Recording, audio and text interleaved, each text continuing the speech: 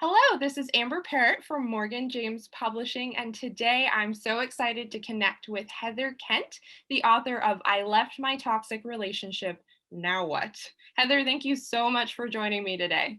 Thank you so much for having me. It's so great to see you. Yeah, absolutely. You too. And I'm so excited to talk more about your book. So, I do want to dive in and ask you some questions. First and foremost, what inspired you to write this book?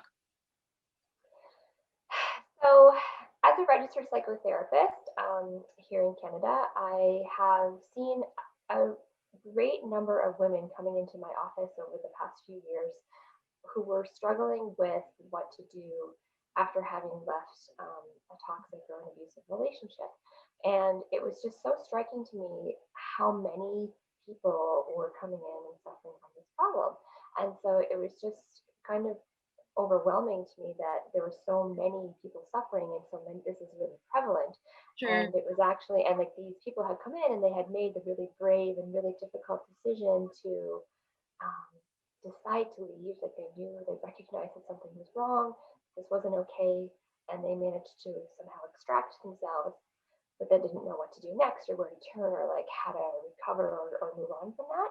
And so it really resonated with me as well because it is something that I had gone through personally in the past. And so I had had my own experience and my own journey through recovering from the aftermath of leaving an abusive and toxic relationship. And so it was really my brave and inspiring clients that inspired me to write this book because it seemed to me that there are many people who are in a situation like this, many more than I perhaps realized when I first started Sure. to work in private practice. And so it was my clients who really inspired me to write the book because my hope is that it would then, be able to benefit so many more people. Yeah, yeah. I think it's really impactful that you have both that personal and professional connection to the topic that you can, again, be able to speak on it from a firsthand experience and also from, the education and the perspective and experience you have with working with other people. So that's really impactful. Thank you. Yeah, it was interesting. I was asked once in a previous interview about like, oh, look, so you have this personal kind of connection to the topic, and so it must be really like helpful for your clients to know that. And they asked me if if sharing was something that was typical for Sure. therapists to do, and so um, of course every psychotherapist has their own sort of approach and their own way of doing things. But I find that if it is clinically relevant to the person's experience and what they're going through, I do find that it can be extremely validating Yeah. and helps the client to feel heard. Like I see you, I hear you, I feel you. I remember these things, and Right. you're not crazy. Right. And this is something that I can tell you that I remember feeling as well and going through it as well. So it really helps, I think, to feel heard and to feel connected to someone who can understand the experience. Sure. Not exactly, because every situation is a little bit different, but yeah, it has been, I think, hopefully validating for clients to know that I can speak from experience as well as from sort of clinical training. Yeah, yeah, and you're living proof that there is another side, like the other side, right? Absolutely. Your audience is in this place where they just got out of this relationship, they need that hope that you can get, healed and move on. Yeah, and it is a very dark place and it feels so heavy. And so that's sort of again sort of the goal of the book, and my purpose of my message is really to, there is another side, and there is like a whole other new and better life sort of waiting Yeah. for you Yeah. as you move through this process, which can be painful and difficult and hard and all the things, and it's totally worth it. Yeah. I love that. Thank you. So I do want to ask, what are the signs for those who aren't at that point where they've left the relationship? How do you recognize what are the signs that you're in a toxic relationship? Oh my gosh, that's such a good question. Um, so for me, in my experience in my relationship, at first, like it's sometimes it's not very obvious because Mm. as you become accustomed to the situation, and as you're living with someone, or you've been with someone for X amount of time, X amount of years, things can become really normalized, and Yeah. people's behavior, we can we can explain it away, we can make excuses, we can think, oh, well, it's not so bad. If someone, this other situation is much worse than this, and Right. oh, this is only because they were tired, or this is because they had a really stressful day, or we're really good at rationalizing away a lot of those signs, and so it's harder to see. And so I really didn't notice for a long time. It took other people kind of pointing things out to me before I started to catch on. And so in my experience, it was checking my emails and being really controlling about who I was allowed to spend time with, under the guise of these people aren't good for you. These people are somehow manipulating you, or they are a bad influence on you.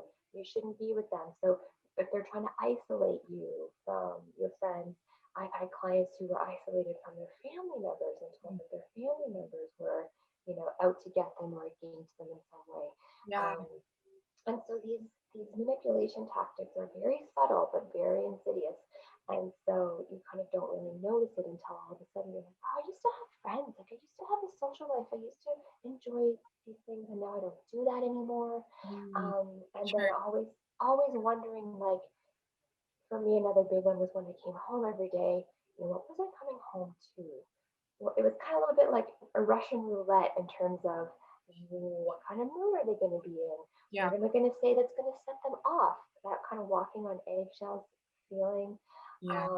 And then, of course, any kind of physical or sexual violence is a huge indicator, obviously, that this is an abusive situation that is not safe. But then, if we don't have those things, a lot of people are like, well, I'm not being harmed Right. physically, so it's okay, so it's not abuse. And so that's another really easy way to kind of explain things away. So I've come up with this little sort of thing to help people to identify it. It's called like the toxic relationship test. And so, am I someone who is experiencing high levels of stress and anxiety around this Mm. person? Am I always worried about what kind of mood are they going to be in? Am I always doing things to try to make sure that they are happy and placating them? Am I putting their needs ahead of my own? Um, am I worried about what they might do or say at any given point? And so if the answer is yes to any of these questions, then chances are you are dealing with a toxic or an abusive Yeah. relationship situation. And, have I been cut off from family members or friends? Am I, free to come and go and do what I please, without the other person getting angry or upset? So yeah, these are sort of the questions to ask yourself, and Yeah. kind of a little bit of a mental checkbox, right? And so if there's a yes to those, then you might want to have a more serious conversation with yourself or with a therapist or someone else who's more objective. Family members are helpful and supportive, but yet not necessarily objective. Sure. So, and so it'd be, I think, more productive to talk to someone who is a little bit more removed from the situation, so that you can kind of analyze that Yeah. more productively. Mhm. Yeah. What a valuable tool. I think, you really hit it on the head whenever you said that it can be so easy, especially if there's no, physical abuse. But even if there is physical abuse, it can be so easy to rationalize it away. And you start telling yourself the same thing over and over until you're in this trap and you don't listen 100%. to yourself. Yeah, Um, and then you are also being told in this whole time, over the period of however long you've been with the person, you know, you're overreacting. mm, You're misremembering. yeah. I never did that. That never happened. I didn't say that. You're too sensitive. Mm, So these are, what we would call sort of gaslighting tactics, where you're yeah. really made to kind of question your reality and kind of how you remember things. And then you start to think, well, maybe I did get it wrong. Maybe it is my fault. Maybe I did, you know, do something to Right. set them off. And really, it's about them not being able to take responsibility for their actions. Mhm. Um, but you are really starting to question that and believe that things are your fault, and that it is something that you misremembered or miscommunicated, Yeah. or misunderstood, or you're somehow wrong and it's somehow your fault. So that's another really big sign that you're in a toxic or abusive relationship that doesn't come with necessarily bruises and cuts, right? Yeah, yeah, that is so heartbreaking, but it is so it gives me so much hope that, you're providing these tools that can help people recognize that and take steps to get out of that situation. Thank Yeah, and that's really the purpose of the book, is how I created sort of a step by step sort of guideline Yeah, of specific clinical things that you can do, interventions and strategies that can be used that you can start to practice to help yourself get out of those ways of thinking, those distorted things that we started to believe about ourselves over time, at the hands of these people saying and repeating these negative messages over and over again. And yeah, so it's really a way, it's like a path to healing and moving beyond those yeah, things. yeah, and a roadmap to that path. So thank you so Yeah. much. Yeah. So a couple of other questions I want to ask before we wrap up. So, what is the biggest takeaway message you want the audience to walk away with? You're not alone Mm, is the biggest one. yeah. You are absolutely not alone. And I know that it feels like you're stranded, you know, on a raft in the middle of the ocean by yourself and it's just vast nothing and in all directions. But I promise you, you are not alone. You are not the only one who is going through this.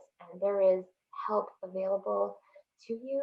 And even though it may feel very scary, it may seem like it's impossible, it may seem like it's too hard, um, you are absolutely worth it Yeah. and you are not alone. And there are people who can walk with you and take that journey with you who are, um, strong and able to help you in your journey to that place. Yeah. Yeah. I love that. That's so powerful. Thank you. So, one final question, Heather. Where, if viewers, they're really resonating with what you're saying, they want to learn more about you and about the book, where can viewers at home connect with you? So they can actually go to my website that I've created for the book. It's called toxicrelationshipbook.com. So pretty easy. And people can absolutely connect with me there. My links to Instagram and Facebook are there.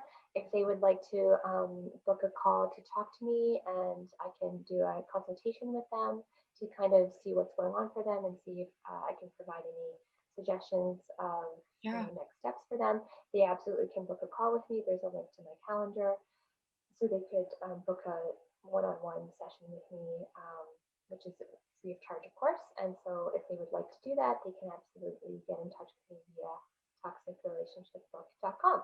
Awesome. Thank you so much, Heather, not just for writing it, but for being willing to share your message and your powerful tools. And viewers, thank you for joining us at home. Be sure to grab a copy of I Left My Toxic Relationship Now What, wherever books are sold. Heather, congratulations again on the release of your book. Thank you so much, and thank you so much for having me.